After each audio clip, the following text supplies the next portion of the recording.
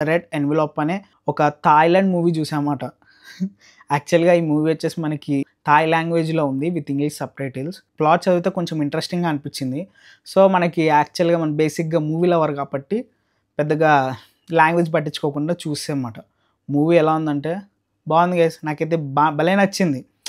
అంటే చాలా రోజుల తర్వాత కొంచెం నవ్వుకున్నా అనిపించిందన్నమాట. ప్లాట్ ఏంటంటే స్టార్టింగ్‌లో మనకు ఒక అబ్బాయిని చూపిస్తారన్నమాట. వాడు యాక్చువల్‌గా గే.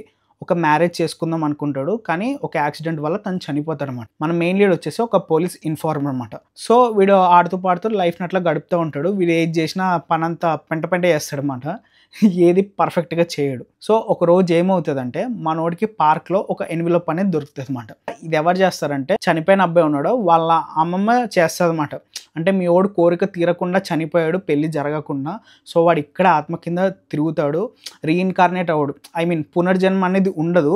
సో, వాడికి ఎవరో ఒకళ్ళతో పెళ్లి చేయాలి. గోస్ట్ మ్యారేజ్ అని చెప్పి అని అంటారన్నమాట.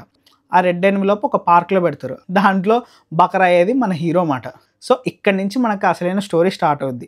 ఆ ఎన్వలప్ తీసుకున్నాక మనోడు వాడిని పెళ్లి చేసుకోవాల్సొస్తది. దాని తర్వాత వీడి లైఫ్ అనేది ఎలా టర్న్ అయింది. అసలు ఆ అబ్బాయి ఎవరు? ఎవరైనా చంపేశారా? లేకపోతే అసలు ఎందుకు చనిపోయాడు? ఇట్లా ఇవన్నీ తెలుసుకోవాలంటే ఈ మూవీ చూడాలన్నమాట. ఈ మూవీలో పాజిటివ్స్ ఏంటంటే ఫస్ట్ ఆఫ్ ఆల్ కామెడీ అయితే అదిరిపోయిందన్నమాట.